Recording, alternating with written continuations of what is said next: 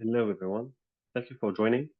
Today I'm going to present the research that I did for my PhD that I titled Advancing Space Electric Propulsion through Optimization of On-Orbit Refueling for Planet Discovery and Molecular Modeling of Electrospray Cluster Plumes. And as per the title, this research covers different topics related to space electric propulsion. So I will start by giving a quick motivation for why we need propulsion in space. So we need in-space propulsion mainly for orbital maneuvers, whether for impulsive maneuvers with chemical propulsion, as shown in A, or for continuous thrust maneuvers with electric propulsion, as shown in B. We will also need propulsion for attitude control. For example, if you have a spacecraft that is subject to external perturbations, then we need to apply a force to counter these perturbations to get a stabilized system. And the cost of these maneuvers is measured by the amount of velocity change, delta V, in meters per second. And this table here shows two different missions, the JWST and the TESS missions, and it gives the cost of the orbit insertion in meters per second, and also the station keeping cost in meters per second per year. And there are two primary ways to uh, create thrust. The first one is through chemical propulsion. In this case, the energy is stored in the bonds of the molecules. Then, through some chemical reactions, the bonds break and the chemical energy is released and transformed into kinetic energy for the spacecraft. The second type of propulsion is electric propulsion.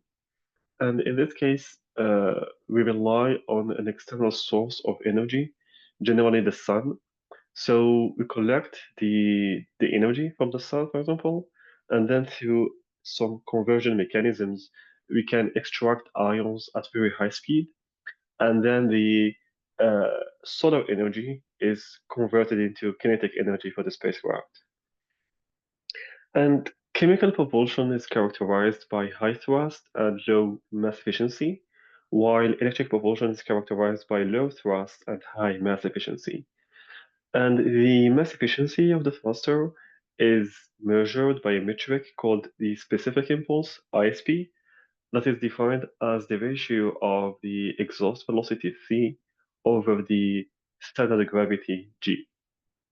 And for example, if we have two spacecraft, one that uses chemical propulsion, shown here in red, and one that uses electric propulsion, shown in purple, the spacecraft that uses electric propulsion would have a higher specific impulse, and therefore it will be able to achieve a higher velocity change delta V. And this figure here shows the specific impulse in seconds as a function of the thrust in micronewtons. And we have here different electric propulsion systems shown in this bluish color, and all of them are located in this top left region that corresponds to the region of low thrust and high specific impulse, while the chemical propulsion is located in this region, which is the region of high thrust and small specific impulse. And the delta V of the mission and the specific impulse of the thruster are related to this famous rocket equation that gives the mass of the propellant MP as a function of the mass of the initial mass of the spacecraft M0 and delta V and ISP. And since the delta V is a characteristic of the mission, so if we need to decrease the propellant mass, we need to choose a thruster with a higher ISP. And we can see here on the right the mass fraction of the propellant in percentage as a function of the delta V of the mission for different values of ISP. So for the chemical propulsion, typical values are between 200 and 500 seconds. And for electric propulsion, the typical values are between 1000 and 5000 seconds. And we see that as the ISP increases, the mass fraction of the propellant decreases. So we also see that chemical and electric propulsion lie in two different regions. And for all delta V, the electric propulsion always requires less propellant mass compared to chemical propulsion. And in this thesis, we only focus on electric propulsion, so we will focus on this bottom part here of the curve. And this thesis comprises three different parts at three different levels. So part one is at the mission level. In this part, we develop an analytical framework that quantifies the performance benefits of on-orbit refueling for spacecraft using electric propulsion. Then part two and part three focus on one single type of electric propulsion called electrospray thrusters. And in part two, at the propellant level, we will develop a computational framework for identifying new ionic liquids that are suitable for electrospray thrusters. And in part three, we are going to develop a computational framework to investigate the molecular processes that govern the plume behavior of electrospray thrusters. And all these parts are independent of each other. So at each part, I will state the motivation and show the methodology and present the results. So let's start with part one, the mission level. So the current space industry architecture is based on single-use systems where each spacecraft is designed as a disposable unit. This causes high launch mass and costs because the spacecraft has to carry all the propellant from the ground during the launch. And in this architecture, fuel represents the main limiting factor, and this leads to a limited flexibility of the operations during the mission. The alternative space industry architecture is based on refueling. And the ability to refuel a spacecraft allows for lower launch mass and costs, and it leads to more adaptable operations and higher sustainability and reusability of the spacecraft. So, previous studies in the literature have addressed on-orbit refueling from operational and technological perspectives, but they have mainly focused on numerical simulations for case-specific missions. However, there is a gap in the fundamental analytical understanding of how refueling affects mission performance, and a generalized framework to quantify the intrinsic performance of refueling is missing. And this gap exists both in chemical and electric propulsion. However, this thesis focuses on electric propulsion only. However, the results can easily be generalized for chemical propulsion as well. And the goal of this part of the work, this effort, is to define the performance metrics for refueling, starting from first principle equations of electric propulsion. So I will start by introducing the Stollinger theory uh, that describes electric propulsion, and for the case of no refueling. So Ernest Stollinger was a German-American rocket scientist, and he wrote several papers about electric propulsion. Namely, in this paper from 1967, he introduced this important quantity called the normalized payload and structure mass, that is defined as the mass of the payload plus the mass of the structure normalized by the total mass of the spacecraft. Then he derived an expression for this metric using these underlying equations. So he used the mass budget, that is the initial mass of the spacecraft, m0, is equal to the mass of the power system, plus the mass of the propellant, plus the mass of the structure, plus the mass of the payload. Then he used the rocket equation that we have already introduced, and he used an expression for the mass of the power system that gives the mass of the power system equal to some coefficient alpha times the input power, and then he assumed a constant mass flow rate m dot. And then with these equations, he was able to derive an expression for h as a function of the delta v of the mission and the exhaust velocity c, and also as a function of the characteristic velocity vch. And vch is also called the Stollinger velocity, and it represents the theoretical upper limit velocity that an electric thruster can achieve. And it is a function of eta, the power efficiency of the thruster, and alpha, the specific mass of the power system, and Tf, the firing time. Then he normalized all these quantities with respect to the characteristic velocity. So he defined a normalized delta V, that is delta V over the characteristic velocity, and the normalized specific impulse, that is the exhaust velocity over the characteristic velocity. And then he wrote H as a function of delta V bar C bar.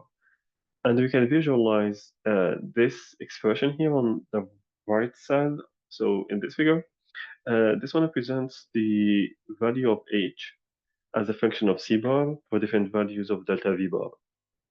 So delta V bar equal to 0.1 corresponds to the top curve here, and delta V bar equal to 0.8 corresponds to this curve here in orange. And as we can see, for the specific case of 0.8, the value of H is negative, which means that the payload mass is negative, which means that the emission is not feasible. So the main result from the Stalinga theory is that the maximum delta V for which a positive payload mass can be carried is 0.8 times the characteristic velocity. And beyond this velocity, the mission is not feasible. So now I will follow the same procedure followed with Stonninger, and I will apply it for a mission with refueling. So let's consider a mission that starts from an initial orbit R0 to a final orbit Rn, and along the mission we have n-1 refueling stations. So we can subdivide the mission into n segments, and the total requirement of the mission is delta V. So at each segment, we need to complete a fraction of this delta V, that is beta I times delta V, where each beta is between 0 and 1. So the sum of beta I delta V is equal to delta V, and therefore the sum of all the beta I is equal to 1. And for the specific case of a mission without refueling, we have n equal to 1, so we have one single segment, and beta equal to 1. Then we reproduce the same methodology by Stallinger, but we apply it piecewise, so for each segment. So here we have the piecewise mass budget, which is similar to what we have seen before, except that here we have this subscript I that corresponds to the segment I, to the mission. And then we have the piecewise rocket equation, MPI, and MPI here is the mass of the propellant required to complete the segment I of the mission.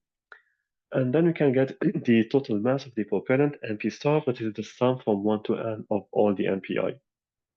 And we note that the sum of all the MPI is greater or equal to MP, the mass of the propellant, if we had only one segment. So the first result here is that the total propellant mass over all the mission segments is larger than that of a mission without refueling. And we can visualize this result in this figure here. So this one shows the total mass of the spacecraft, M0, uh, between 0% and 100% as a function of time normalized to 1. And the orange line corresponds to the case without refueling. So we started the mission with a total mass of 100%, and then the total mass decreases as the mission goes and as we consume fuel. And this diamond marker here represents the average mass that is transported over the mission. And the curve in purple represents the case of refueling. So we start at 100% and then we consume some part of the fuel. And then when we reach the refueling station, we refuel, so the mass increases again. So we get these cycles of mass increase and decrease. And this diamond marker here also represents the average mass that is transported over the mission. And we can observe that the average mass for the case with refueling is higher than that of the case without refueling.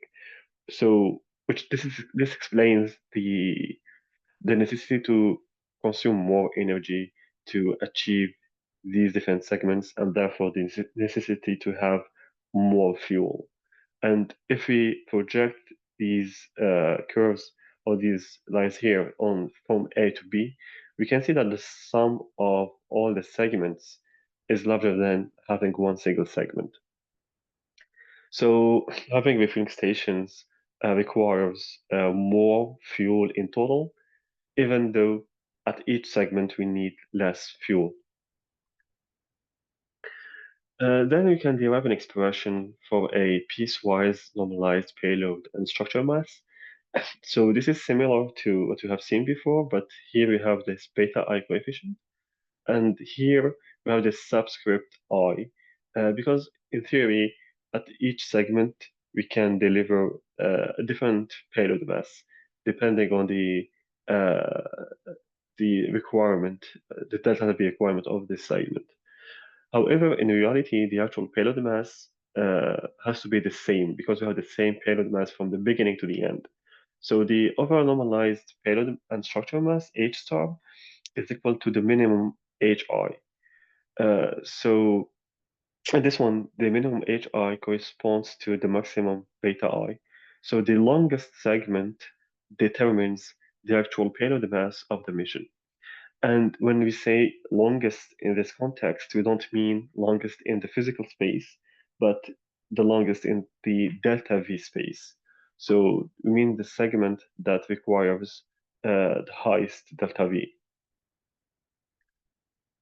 Uh, Also, so if we take this expression of H star, we can show analytically that the vector beta that maximizes H star is a uniform vector of values equal to 1 over n, which means that the payload mass is maximized when the distribution of beta I is uniform.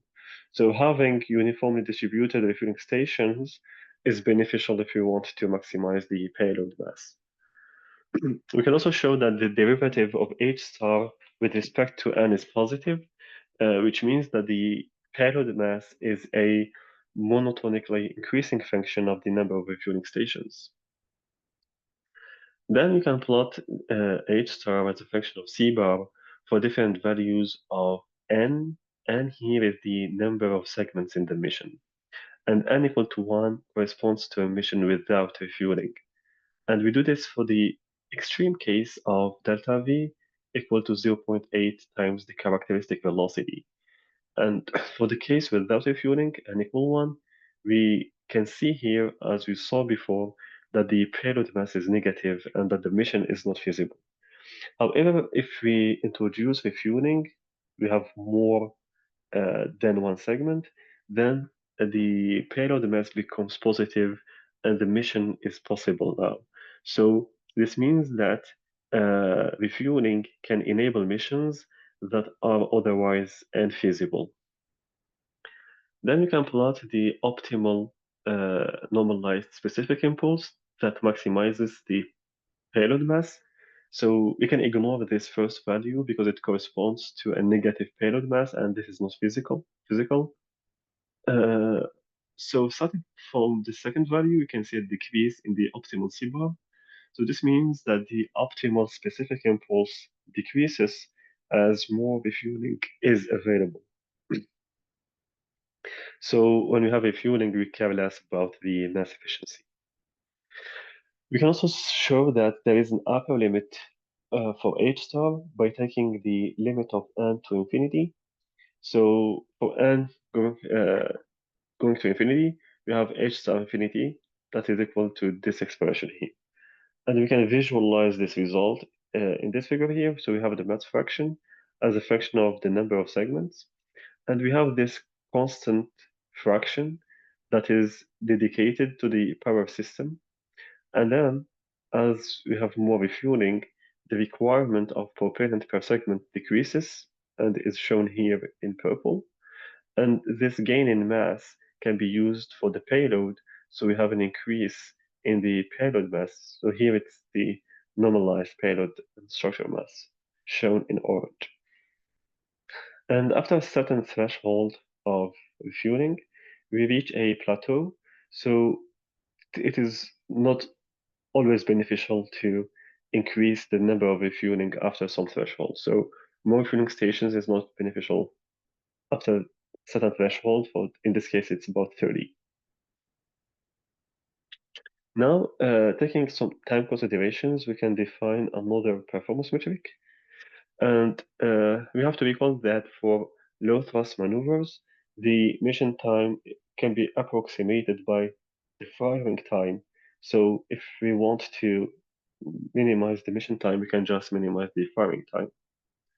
And if we assume a constant mass flow rate, m dot, we can show that the firing time ratio that is defined as the firing time with refueling over the firing time without refueling, we can show that this ratio is greater or equal to 1, which means that missions with refueling are intrinsically longer than missions without refueling.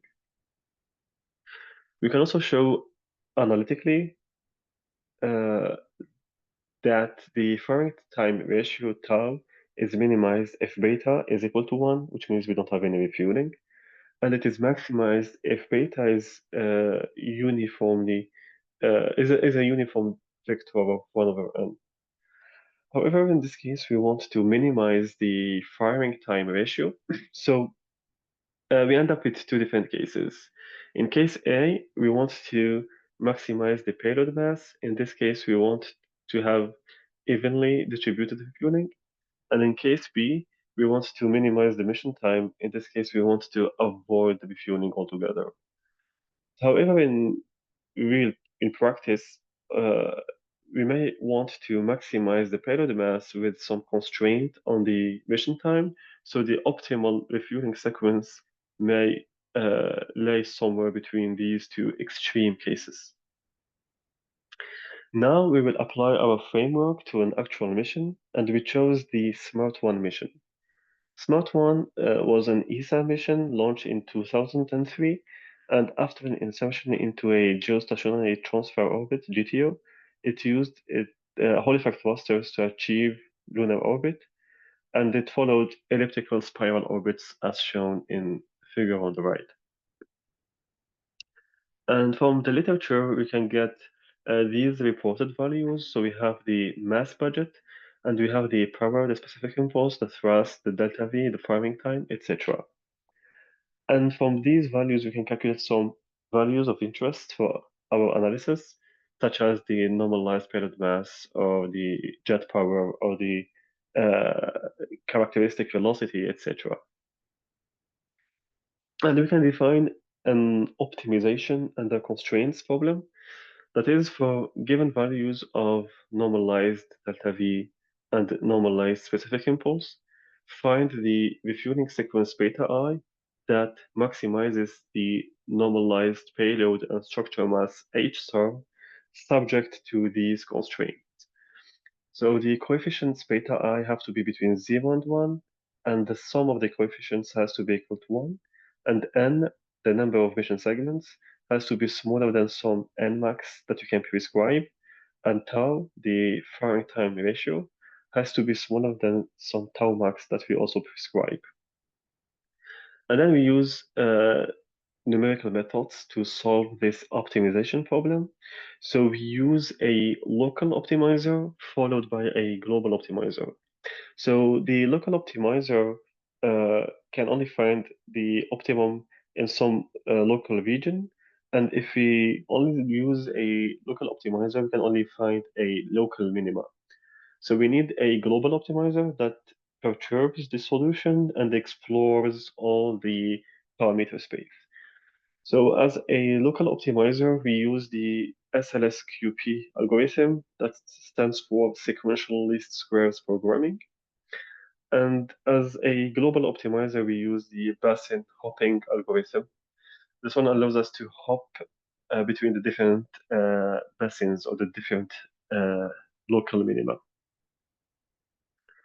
And we study 4 different cases. In all cases, we fix nmax to 10, which is the maximum number of segments, and we vary the constraint on the time. So in case 1, tau max is 1, which means that we don't want a longer mission. Then we relax the constraint on time until case 4, where we don't have any constraint on time. And here are the results. So in case 1, if we don't want to have a longer mission, we should avoid refueling and have only one segment from the beginning to the end, like 100% of the delta V is achieved in one single segment, which is just the smart one mission, the regular one. And then as the constraint on time decreases or is relaxed, uh, and we can allow for longer emissions, then we can allow also for refueling and more emission segments. So we have 2 segments in case 2, and 3 segments in case 3, and 10 segments in case 4. So if we don't have any constraint on time, then the optimal N is equal to N max. And here we can see the metrics. So we have H and tau, the normalized payload mass, and the firing time ratio. And if we compare the first and the fourth case, we see an increase of about 20% in the normalized payload and structure mass. And this comes at the cost of a 10% longer mission. We also observed that H10 is equal to 97% of H infinity, so having more refueling stations is not beneficial. Now we are going to discuss some design implications of refueling.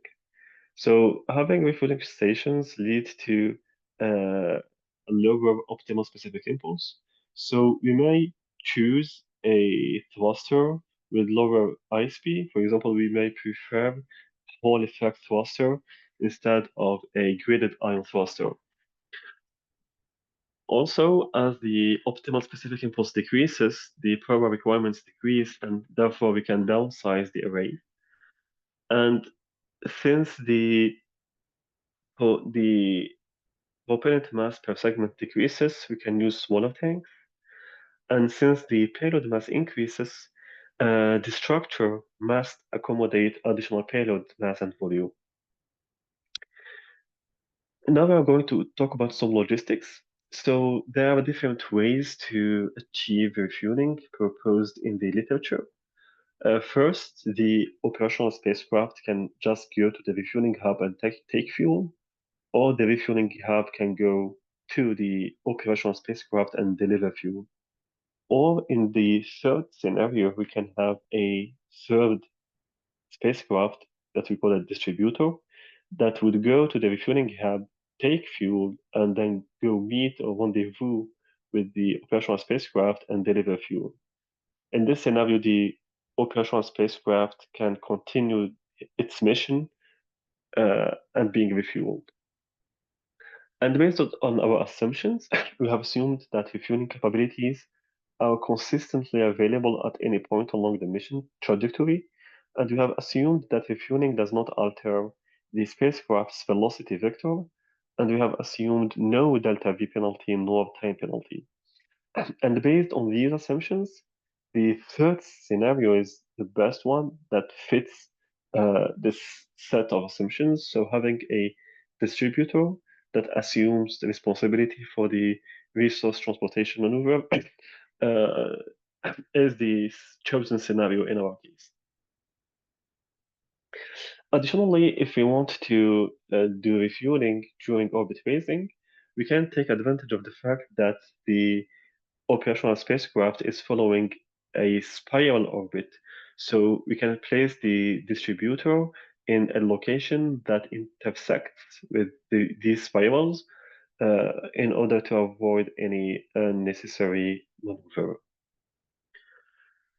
We also have some economic considerations, and the cost of building an infrastructure can be amortized across multiple missions and clients. We can do a break-even analysis by putting the cost of missions with refueling on one side and the cost of missions without refueling on the other side. When we have refueling, we have some constant initial cost, that is the cost of the infrastructure. Then we have n times the cost of missions with refueling. On the other hand, when we don't have refueling, we just have n times the cost of missions without refueling.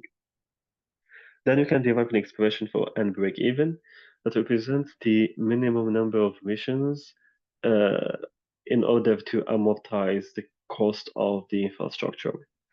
And just as an example, let's take these arbitrary values uh, to visualize this relationship. So let's take the cost of the infrastructure equal to 20 times the cost of emission without refueling. And let's consider the cost of emission with the refueling equal to two-thirds the cost of emission without refueling, which means that having refueling allows us to save one-third of the cost of the mission per mission. And here we have the total cost as a function of the number of space missions, big N. And the red line here represents the case of no refueling, which is just this line here. And the green line represents the case of where we have refueling, which is shown here. So we have this initial cost of the infrastructure, and then we can see that the slope is lower. And they intersect in this point. In this case, it's 60 based on these numbers. So on the left, we are in the loss region, and on the right, we are in the profit region. So in this case, we need at least 60 missions to amortize the cost of the infrastructure. So here is the recap of the results for this effort. So in this work, we have shown that in-space refueling enables missions with higher delta V and higher payload mass.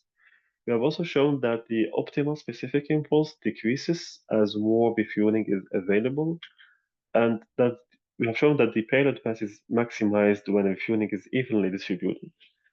We have also shown that there is a theoretical upper limit of the potential benefit of refueling, and that the gain in the payload mass comes at the expense of a slightly longer mission time. And we have to keep in mind that our analysis assumes no time penalty and no delta V penalty. And this work has been published in the Journal of Spacecraft and Rockets. And for the future, we want to expand the system boundaries by including the distributor and the refueling hub in the optimization. And we want to go from a mission level to a portfolio level optimization by optimizing for several missions sharing the same resources. And we can also do some trajectory planning by embedding the refueling optimization framework within high fidelity simulation environments such as GMAT. And here is a diagram of the proposed portfolio level optimization. So we can have many single mission optimizations, say N for N missions, and then uh, we can consider some infrastructure variables, such as the number of distributors and number of hubs, and also the location of these distributors and hubs. And then, based on the results of the mission optimizations and based on these infrastructure variables, we can find the optimal number of distributors and hubs as well as their optimal location in space. So this is the end of part one. Now we will switch to part two, and this part is completely independent of the first part. And so now we are going to focus on electrospray thrusters. And electrospray thrusters are a type of electric propulsion. They are extremely scalable. For example, here we have a spacecraft. The spacecraft has many integrated propulsion units. Each propulsion unit has many arrays, and each array has hundreds of emitters. And the emitter is at the scale of hundreds of micrometers. And each emitter here is called an electrospray thruster. And this table here shows the thrust in micronewton and the ISP in seconds for two different thrusters that use two different propellant, EMI IN and EMI BF4. Now we are going to focus on one single uh, electrospray thruster. And an electrospray thruster uses ionic liquids as a propellant. and it applies a strong electric field to extract ions from the ionic liquid. Then the uh, charged molecules are extracted at very high speed, and this produces thrust. And ionic liquids are molten salts composed of a pair of cation and anion, and they are liquids at room temperatures and at very low pressures, so there is no need for pressurization, heating, or ionization. However, the performance metrics of electrospray thrusters depend on the physical properties of the ionic liquids that they use. And there is thousands of cations and thousands of anions, so there could be millions of ionic liquids that could be synthesized. However, a comprehensive experimental characterization is not feasible, so we need a computational model to exploit the sparse available experimental data to evaluate unknown ionic liquids. And it has been shown from the electrohydrodynamic simulations and from experiments that for an ionic liquid to be considered as a good propellant for electrospray thrusters, it has to satisfy some requirements in terms of surface tension, viscosity, density, electrical conductivity, electrochemical window, and solvation energy. However, due to the unavailability of data, in this study, we're only going to focus on the three first properties. So if an ionic liquid satisfies the condition on surface tension, viscosity, and density, it will be considered as a good potential propellant for electrospray thrusters. And here is the main approach of this effort. So we start with a list of ionic liquids with their values of density, viscosity, and surface tension, and we apply filters based on the requirements that we have stated. And if an ionic liquid satisfies all the requirements, it will be labeled as suitable for electrospray thrusters, which is represented by +1. Otherwise, if it does not satisfy at least one requirement, it will be labeled as unsuitable, which is represented by -1. Then, through a learning process, we'll try to learn patterns in the molecular structure of these ionic liquids, and we'll try to build a classifier. The classifier should be capable of predicting the suitability of ionic liquids without a prior knowledge of their physical properties. Then this classifier is going to be used for ionic liquids with unknown properties. And for this, uh, in the first step, we need to represent the molecules in a format that is readable and understandable by the machine. For this case, we use the SMILES representation. SMILES stands for Simplified Molecular Input Line Entry System.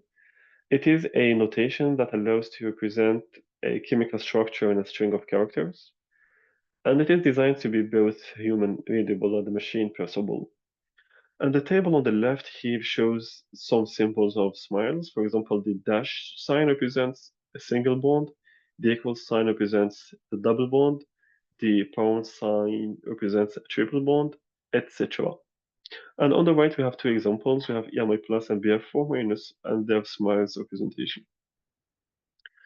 Then from the smiles representation, we use the RDKit library in Python to represent the molecules in a molecular graph, where each atom is represented by the nodes of the graph, and the bonds are represented by the edges of the graph. Then we use the Mordred library to calculate the molecular descriptors of the molecules. Mordred can calculate more than 1800 descriptors, and these descriptors can describe the constitutional, the topological, the geometric, and the electronic properties of the molecule. They are widely used in drug discovery and material science. And there are more than 1800 of them. So here I only show uh, 5 or 6 examples. For example, we have the topological radius, that is the graph theoretical radius, which represents the number of nodes between the central node and the farthest node in the graph. We have the actual physical radius, which is just the the values in 3D of the molecule. There is the molecular weight, there is the number of aromatic rings, there is this log P that represents the hydrophobicity of the compound, etc. So we start with the small representation, then we go to a molecular graph, then we go to molecular descriptors. And molecular descriptors are just arrays of actual numbers. So each molecule or each ionic liquid corresponds to this array, and therefore we can use these arrays to train our machine learning model. And we have three databases, one for density, one for viscosity, and one for surface tension. And we have a total of 2,261 ionic liquids. And here we have the distribution of density, viscosity, and surface tension. The dashed lines represent the requirements that we need uh, to achieve or to satisfy. And as we can see, we have a lot of missing values here. So mainly in the surface tension, we have a lot of missing values. So some ionic liquids are only described by one of two properties, and few of them are described by the three properties. And among these 2,261 unique ionic liquids, only 14 are accepted because they satisfy all the requirements. And for the rest, we have 1,782 that are rejected because they don't satisfy at least one requirement. And we have 465 that are uncertain because we have missing data. So they do satisfy one or two requirements, but we are unable to tell about the rest of the requirements. And here we have the anion mass versus the cation mass. And in red, we have the rejected ionic liquids. In blue, we have the uncertain ionic liquids. And in green, we have the accepted ionic liquids, only 14. And as you can see here, so the data is extremely imbalanced. We have less than 1% of positive examples. And if we keep the data as it is, and if we train our model on this imbalanced data, the classifier is going to be biased towards the majority class. So we need first to treat the imbalanced data. And it is recommended in the literature to use oversampling of the minority class followed by undersampling of the majority class. And for oversampling, we use SMOTE, that stands for Synthetic Minority Oversampling Technique. For example, here, if we have a majority class of blue circles and a minority class of red squares, we can use the nearest neighbors of these squares to create synthetic data shown in green squares here. And then we can balance squares with circles. Uh, and there are different parameters or hyperparameters that we can tune. So for oversampling, we can choose different percentages. For undersampling, we can also choose different percentages. And we can also choose different values of the nearest neighbors that are used in the SMOTE algorithm. And we find the best combination using a grid search, as we're going to see later with the cross validation. Then we explore four different algorithms: logistic regression, support vector machine, random forest, and extreme gradient boosting. So logistic regression estimates the probability that a given instance belongs to the positive class using a logistic function. And it uses a threshold. In this case, it's 0.5. So if the probability is higher than this threshold, then it predicts +1. Otherwise, it predicts -1. And different hyperparameters. So we use regularization to avoid overfitting, and we use two different penalty norms, etc. The second algorithm is the support vector machine, SVM.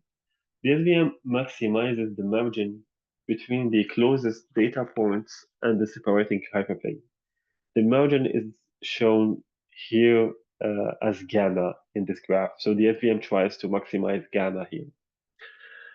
And we also use kernels. So if the data is represented in a small dimension small and if it is not linearly separable in this small dimension, we can use kernels to represent the data in big D, which is a dimension higher than small d.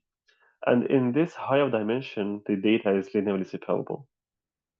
And we have also different hyperparameters in terms of regularization and kernel. The third algorithm is random forest. Random forest is an ensemble learning method that combines multiple decision trees. Each tree is built from a subset of training data and features, and each tree makes a prediction, and then we use majority vote to select the final prediction. We also have different hyperparameters, such as the number of trees and the maximum tree depth, etc. The fourth algorithm is the XGBoost. XGBoost builds a sequence of decision trees as weak learners, and each weak learner makes mistakes. And we detect these mistakes and we increase the weight of these mistakes. So the second learner can learn from the mistakes of the first learner, etc., until the final learner that learns from the mistakes of all the previous learners. We also have different hyperparameters, such as the number of trees and the learning rate, etc. Then we need to define some performance metrics to evaluate and assess the performance of the algorithm. So the first one we have is precision, that represents the accuracy of positive predictions and is defined as the ratio of true positives to true positives plus false positives. There is recall, that is the ability of the model to identify all relevant instances. It is equal to the true positives over true positives plus false negatives. And there is the F1 score, that is the harmonic mean of precision and the recall. It is equal to 2 times the product of precision and recall over the sum of precision and recall. And for our analysis, we use the F1 score as our objective function that we want to maximize. In addition to these three, we also use two other metrics just for comparison. So one is the Matthews correlation coefficient, MCC. This one takes into account all the four terms. So it contains true positives and true negatives, and false positives and false negatives. This one is a holistic metric. And the fifth one is the area under the precision recall curve. This one quantifies the trade-off between precision and recall for different threshold values.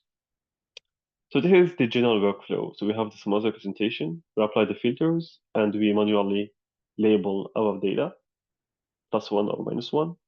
Then we calculate the molecular descriptors. Then we use oversampling, undersampling, and scaling. And then we use a five-fold cross-validation to find the optimal hyperparameters. Then we predict the labels of our training set and also testing set.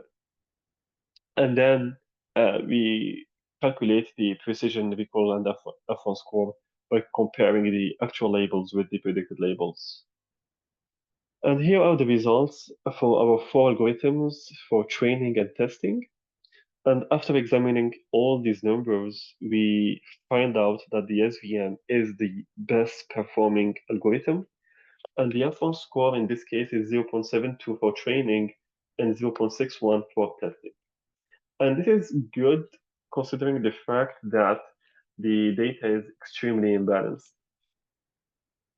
However, these numbers are based on one single test set that contains 3 positive examples and 250 negative examples. So to have a more statistically reliable results, we need to do bootstrap resampling. And we do it by repeatedly sampling with replacement from the available data. For example, if our original test set contains 3 negatives and 6 positives, we can uh, repeatedly sample from this data set with a replacement to create an bootstrap samples. And we can see that for each bootstrap sample, we can have some redundant examples, and we can also have some missing examples. And then we evaluate our algorithm on these and bootstrap samples. And after 10,000 evaluations, here are the results. So we have the F1 score, the precision, the recall, the MCC, and the area under the curve. And the blue line represents the 95% confidence interval, and the red dot represents the mean. And the mean of the F1 score is about 0.61. And the rest of the values are also good, considering the fact that the data is imbalanced. So now that we know that the SVM is the best performing algorithm and we know how good it performs, we can apply it to our liquids that are uncertain with missing values. So as we have shown earlier, we had 465 uncertain examples. So after applying our SVM to these uncertain examples shown in blue, we found 19 positive examples. So we had initially 465 uncertain, now we have 19 newly discovered ionic liquids that are suitable for electrospray clusters. And they are shown in black crosses in this figure here. And this is a subset of these 19 newly discovered candidates. So we have pairs of cations and anions. Then we are not satisfied with only 19 positive examples. We want to have more. So we construct a new data set. So we take a long list of cations. Uh, it contains 942 unique cations, and we combine it with a list of 268 unique anions, and we get more than 250,000 ionic-like molecules. And we call them ionic-like molecules because there is no guarantee that all the combinations produce real ionic liquids. Then we calculate the molecular descriptors of these 250,000 plus ionic-like molecules, and then we apply the SVM classifier. And among these 250,000 plus ionic-like molecules, we find 193 positive examples. And among these 193 positive examples, we have 14 that come from direct filtering that were used during the training, and they are shown in green circles here in this figure. And this figure represents the anion mass versus the cation mass. Then we have 19 from the actual data set, and they are shown in black crosses. And we have 160 from the constructed data set of ionic-like molecules, and they're shown in this blue diamonds here. And if you see the figure on the left here, we see that all the positive examples are located in this restricted region. And this is because the examples used for training were also restricted in this small region. And the classifier is good at interpolating, but it cannot, or it is very bad at extrapolating. So we might have actual positive examples in this empty region, but the classifier was not able to predict them. So this is the conclusion for this work. So in this work, we have calculated the molecular descriptors of ionic liquids from their smallest representation. We have labeled the data based on density, viscosity, and surface tension. We have applied resampling techniques to address imbalanced data. We have tested 4 different algorithms and shown that the SVM is the best performing algorithm. And we have identified 193 potential propellants for electrospray clusters. This work has been published in the Journal of Electric Propulsion. And for the future, we want to validate our machine learning predictions with molecular dynamics simulations and experiments. And we want to generalize this framework for other applications that require molecules with specific properties. And this is a diagram that shows the proposed validation procedure. So we start with a data set of our liquids. Then we apply our SVM classifier. Then we get some rejected molecules. And then the ones that are accepted can be characterized with MD simulations or experiments. And if they are still accepted, they can be used for electrospray clusters. And if they are rejected, they can be reused to refine the labels, and then we can close this cycle. So this is the end of part three. Now we're going to so this is the end of part two. Now we're going to part three, plume level. And in this part, we're going to develop a computational framework to investigate molecular processes that govern the plume behavior for electrospray thrusters. And I have already shown and presented the results of this part, so I'm going to go very quickly over this part. I will just show the main motivation, the method, and the results. So the diagram of electrospray thrusters that I showed earlier only presented a simplistic view of the plume. Because in actuality, the plume contains different species. So there's monomers. A monomer is a charged molecule. Uh, it also has dimers. A dimer is a cluster of one neutral and one monomer. There's also trimers. A trimer is a cluster of two neutrals and one monomer.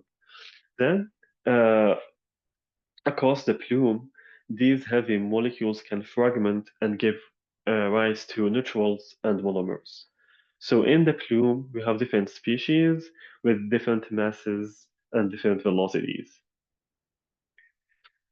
And there is a consistent problem in electrospray thrusters that is called anomalous mass loss, where in experiments, there is about 60% of the emitted mass that is not captured by the instruments. And fragmentation can give only a partial explanation. However, we also have collisional processes that could lead to the formation of new species and can explain anomalous mass loss. Uh, so, the goal of this work is to develop a numerical framework to investigate the outcomes of collisions. And this simulation here shows the emission of monomers, dimers, and trimers. So we have 2D on the left and 3D on the right. And we see also fragmentation that leads to these neutrals in black. And at the end of the simulation, we can see that these neutrals, some of them collide with the extractor grid, and some of them collide with other molecules because they have different speeds or different velocities. So we have molecule wall collisions and we have mono neutral collisions. So the goal here is to use molecular dynamic simulations to simulate these collisions. So we have two types of simulations. We have intermolecular collisions and molecule wall collisions. And we use a software called LAMPS, and we use a reactive force field called ReactFF. And the advantage of ReactFF is that it is able to capture the breaking of covalent bonds and simulate chemical reactions. However, it has two main disadvantages. One is that it is ill-defined for charged systems, so we cannot track the electric charges of the byproducts of collision, and it can only model a potential wall. So the wall here is actually a potential wall. It is not a wall of real atoms. And then we do a statistical analysis. So we vary the angles phi y and phi z and theta y and theta z, and we vary the impact parameter. That is the distance between the vertical distance between the collidic molecules. We also vary the impact energies. So we get about 18,000 simulations for the first case and about 9,000 simulations for the second case. And here are the results for molecule-molecule collisions. So at low impact energies, lower than 10 electron volts, we can have recombination, where the two molecules collide and combine and stuck together. So they're stuck together. So, and the second case, you have momentum exchange, where there is collision and then there is no recombination. And you have charge exchange, where the cation steals the anion from the neutral. And then between 10 electron volt and 30 electron volts, we have ionic fragmentation, where the ions splits into two parts, one positive and one negative. And finally, at higher impact energies, more than 30 electron volts, you have covalent fragmentation, where the entire molecule breaks apart and we get a lot of smaller species. Then you have molecule wall collisions. So this is an example at 100 eV. So we start with an initial molecule, here might be a 4, and we end up with 10 different smaller byproducts, as you can see in the simulation. And the goal is to derive the mass spectra at different energies. So here we have three mass spectra at 10 eV, 100 eV, and 1000 eV. And a mass spectrum represents the probability of occurrence as a function of the mass of the molecules, and then we can infer the species from its mass. At small impact energy, we can see heavy molecules, mainly EMI plus and BF minus. And then as the impact energy increases, we see lighter molecules, mainly CXHY and CXHYNZ. And then at 1000 eV, we see that the mass spectrum is dominated by the atom of hydrogen. Next, we want to validate our uh, simulations experimentally. So for this, we collaborated with the MIT, and this validation was done at the SPL lab, the Space Propulsion Lab at the MIT. So they used an array of 480 electrospray thrusters that emits in a vacuum chamber.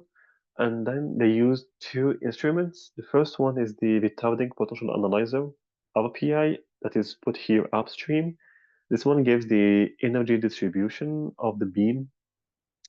The second one is the RGI, residual gas analyzer, and this one gives the mass spectrum. So after the molecule collides with the wall, the outcomes are collected by the RGI, and we can get the mass spectrum. So, and then we want to compare our numerical results with the experimental results, and for this we need to average all our simulations. So on the top here we have neutral wall collisions, and on the bottom we have monomer wall collisions. So we have a lot of mass spectra at different energies. So we multiply the mass spectra by their energy distribution from the experiment, and we get one average spectrum from neutral wall collisions. And we repeat the same process for monomer wall collisions. So we take our simulations, we multiply them by the energy distribution, and we get one average spectrum for monomer wall collision. Then we average these two spectra based on their mass contribution, and we get one single mass spectrum that we can directly compare with experiment. So the experimental results here are shown in red, and the numerical mass spectrum is shown in blue, and the y-axis is mirrored to facilitate the comparison. In the case of experiment, they call it normalized current, and in the case of simulation, we call it probability. And on the x-axis, we have the different masses of the species, and we see a good qualitative agreement between experiments and simulations. However, we do see some discrepancy, mainly here. So we have, in the experiment, they have H2O and OH. This is due to the residues of water present in the vacuum chamber, but we don't have any water in the simulation, so we don't expect to have any H2O or OH. The second discrepancy is F and HF. So in our simulations, we observe the atom of fluorine, but in the experiments, they see the molecule HF. And the second main discrepancy is at the beginning. So in the simulations, we observe the atom of hydrogen, but in the experiment, they observe the molecule of hydrogen. And we have proposed many scenarios of justification to justify this discrepancy in the thesis. One of them is the fact that between the collision and the RGI, there is 20 centimeters, which gives plenty of time for the molecules or the atoms to recombine and form new molecules. But in the simulation, we just stop the simulation right after the collision. So we might miss all these recombinations that happen between the wall and the RGI.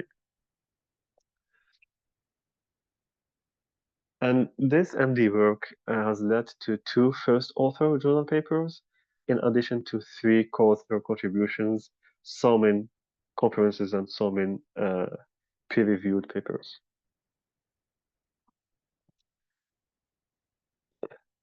Yeah. And sorry. This slide was supposed to be the future work of this work. However, I stopped working on this project in 2023, uh, but the project kept evolving with other people because I was focusing on the machine learning part and on the reasoning part. So since 2023 to till today, we have introduced DFT, density functional theory, and DFT can capture the partial charges of the byproducts, which was one of the main disadvantages of UXFF. It can also capture HF molecules in the mass spectrum, so this reduces the discrepancy with the experiments. And DFT can also model a material wall of gold instead of a potential wall, which was the second limitation of UXFF. And these limitations are now overcome by the DFT. And this effort is done by Nicholas Laws. Then we did a second experimental validation with the collision-induced dissociation, and it showed a good agreement between simulations and experiments. And this was done by Abutaki Tahsin and Stefan Bam. And finally, we have integrated the collisional processes or the collisional outcomes into the embodied simulations. And this work was done by Adler Smith. So, in conclusion, this is the main thesis contribution. So, at the mission level, we have developed an analytical framework to optimize on-orbit refueling strategies, and we have introduced new performance metrics, and we have defined an optimization problem and applied it to the smartphone mission. At the propellant level, we have developed a supervised machine learning pipeline to predict the suitability of ionic liquids for electrospray thrusters, and we have identified 193 new candidates. And at the plume level, we have developed an MD simulation framework to characterize the chemistry during plume evolution, and we have identified the dominant reaction pathways in the plume. This thesis led to four first author journal papers, one at the mission level, one at the propellant level, and two at the plume level. And each journal paper has its corresponding conference paper. So there's also four conference papers, in addition to three co-author contributions. And for the future, we want to integrate all these research efforts. So we have the ionic liquid candidates through the machine learning screening.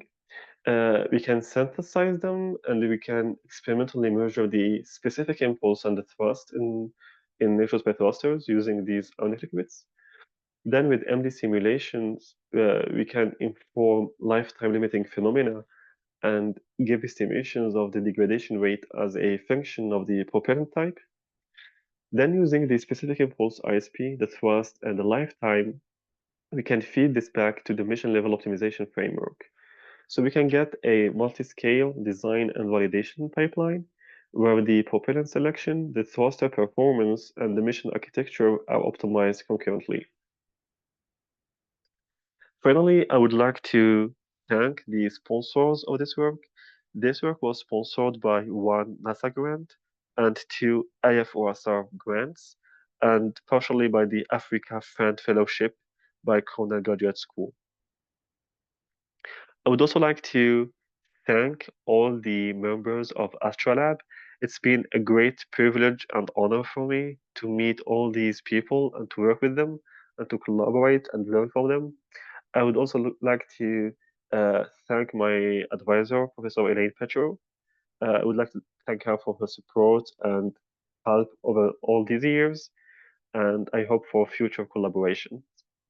And I would like to thank my committee members, Professor Dimitri Savransky and Professor Anil Daimal, for their support and help, and for answering all my questions over the past years. And thank you for the audience, and thanks.